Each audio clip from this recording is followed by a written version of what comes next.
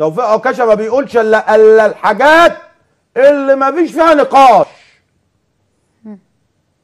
انا كنت قاعد النهارده مع احد الاصدقاء بيسالني النهارده انت عرفت منين ان عبد الفتاح السيسي هو اللي جاي وزير الدفاع؟ قلت له انا هقول لك فمعلش يعني انا ما بقولش حاجه.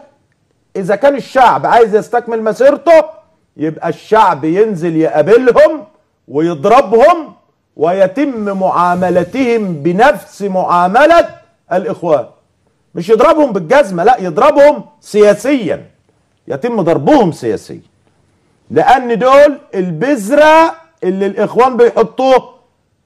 والله العظيم الاولاد دول بذره الاخوان بيحطوه علشان يوجدوا بلبله في الشارع ويوجدوا عدم استقرار، لابد ان نتصدى اليهم. انا عايز اعرف، هو احنا لا نثق في القضاء المصري؟ هو مبارك عمل ايه؟